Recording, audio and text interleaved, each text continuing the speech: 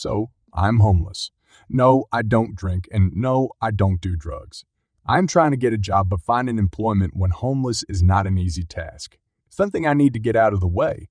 Every few days, I take a trip to the library to charge my phone and battery so I can keep my phone on and working. I typically spend 3-4 hours in a quiet corner of the library, glued to the power outlet charging. Today, I had a cute, then frustrating interaction between a little kid and its parent.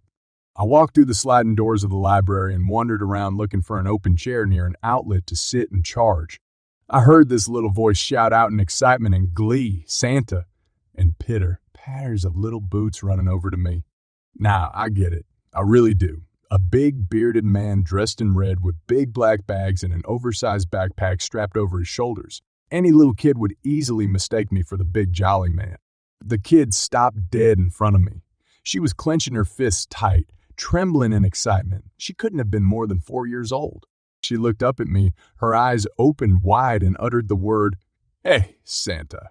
That made me smile, and I laughed. Her mother came running over, scooped her child up and said sorry to me, walked away and told her kid, "That's not Santa."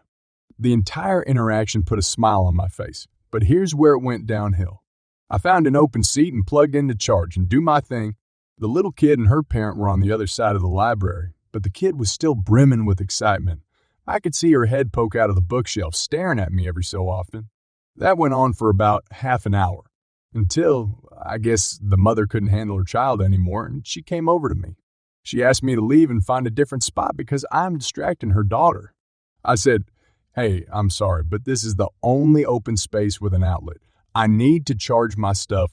She very sarcastically said, "Oh, why's that?" I replied, "Because I don't have one. I'm homeless."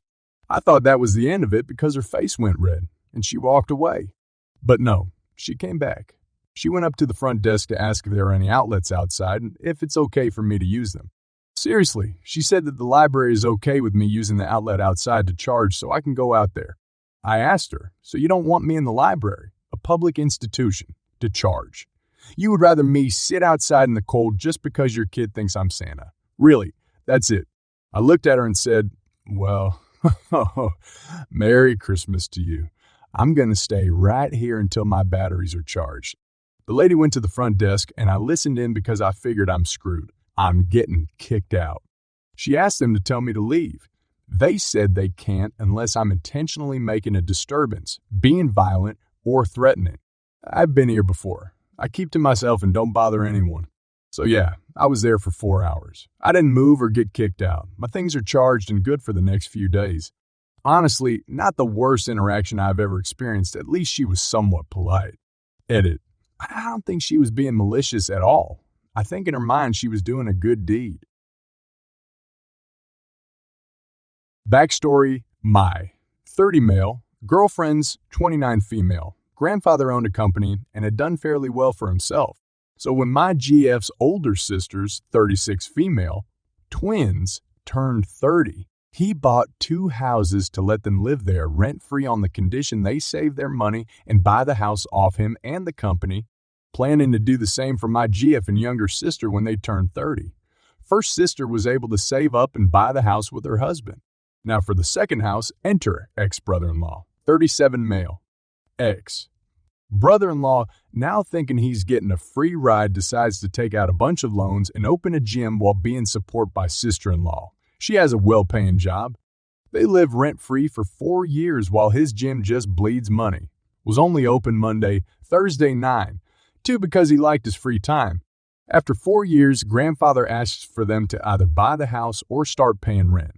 Since they couldn't afford the house, they rented out the basement for $1,300 a month while only paying $1,000 in rent, pocketing $300 a month on a property they don't own. Well, sadly, last year, my GF's grandfather passed away, so the company and his assets were to be liquidated and sold. This included the house. Sister-in-law and ex, brother-in-law were given first chance to buy the house, but couldn't afford it due to all the debt. Now, it just so happened my girlfriend and I were looking to buy, and we thought what a great opportunity. We even offered to rent to them for under market value, so they wouldn't have to move, and we would live in the basement. My girlfriend's father even offered them $900 a month for the first year to help with bills and rent since the free ride was ending, and they weren't prepared. Well, that wasn't good enough for my ex-brother-in-law. He started demanding and threatened they should just get the house. Remember, this is not even his family, but his wife's. Sister-in-law, tired of supporting him and his tantrums, leaves him. She understood the situation and was grateful the whole time. Only mistake was her trying to support her husband's dream. Not feeling comfortable, she moves out. Come time for us to take possession, we give him plenty of opportunity and months' notice to leave before we move in. On move-in day, he is still there throwing stuff into the back of his truck. He screams at us for sealing his house while demanding he keeps a key for the garage because that is his storage. We changed locks right after he left. Once he was off the property, we realized he had left the place a disaster, including tons of garbage and belongings scattered everywhere. For months after, he kept threatening us for all we did to him. Trying to be the bigger man, I offered to store his stuff for 2 months while he finds a more suitable place. I should have never have done this, but was also trying to help sister-in-law during divorce as some of the stuff was hers. When he finally came to get his belongings, he refused to take his trailer, loaded up with his stuff, and will sue us if I move it off the property. Fast forward, we got all the belongings settled. But now, he trying to sue his ex-wife, the estate, and us for the house, or at least $50,000 for all the upgrades he put into the house while living there 6 years rent-free. Mind you, no, upgrades were actually done, just half demolished projects. It cost us another $20,000 on top of the sale just to finish everything he destroyed.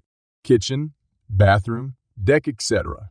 None of these projects were asked to be done by the grandfather, he just wanted them for himself. This happened last week, and I'm still giggling about it. I'll keep it as short as I can, but I guarantee it's worth the read. Some context, I'm a warehouse manager for a company that handles flood and fire damage repairs. Pretty much every hospital for about 500 miles employs us. We have about a dozen crews that get their supplies from my warehouse. They'll give me their order before they come in, and I'll have it ready for them when they get here. By far, the worst crew foreman is a man I'll nickname Angry Andy.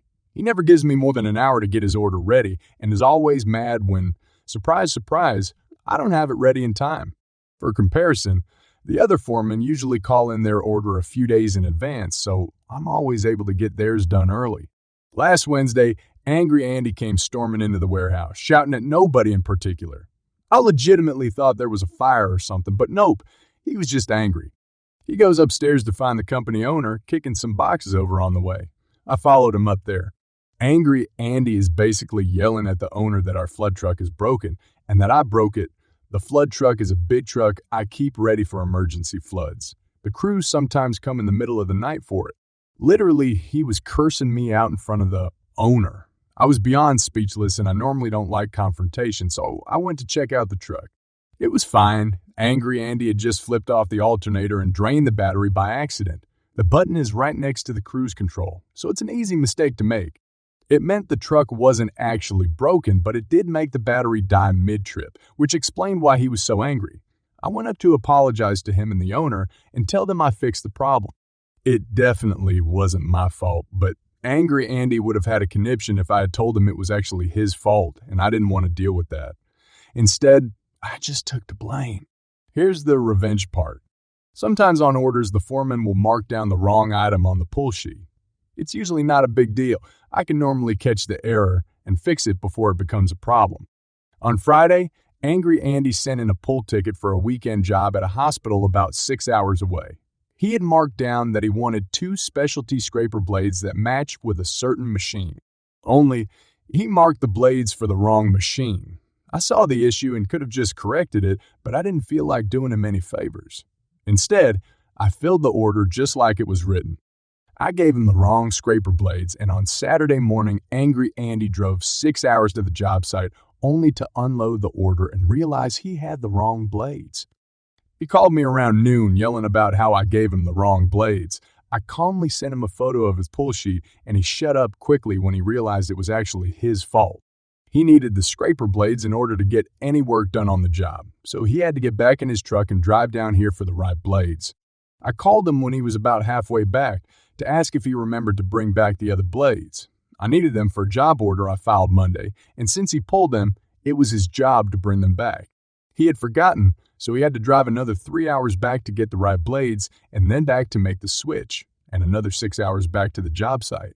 He had to drive an extra 18-ish hours because of his mistake. And that's not even the best part. The best part is they got so little work done because they didn't have the right blades that they're having to work again next weekend to finish the job. This next weekend was supposed to be his crew's weekend off. Every crew gets one free weekend off every 2 months. All of his workers are mad at him because they're working extra, and the owner is furious with him because of the expenses. I have it on good confidence that a significant portion of his job pay will be cut for this. He won't lose his job, but now everyone hates him and thinks he's a fool. Next time, mark your orders right, jerk. This happened several years ago. I was a photographer for a major theme park and have dealt with my fair share of entitled Brads. But there's only been one time I've had to call security because of a Karen. I was working with a character one afternoon, and one of the families that stopped by to pay a visit was this family of 3 with mom, dad, and a 5-year-old boy that I'll name Malcolm. Malcolm is strapped to a harness attached to mom's waist. Think those jogging harnesses for blind runners, to keep him close to mom and dad. Before the session, dad pulled the character attendant and me aside and alerted us that Malcolm was a nonverbal, autistic, and camera flashes were overstimulating to him. Now, this was a pretty common request, so I adjusted my settings so I wouldn't have to use the flash and thanked him for alerting me. It's Malcolm's turn, and he was such a sweetheart.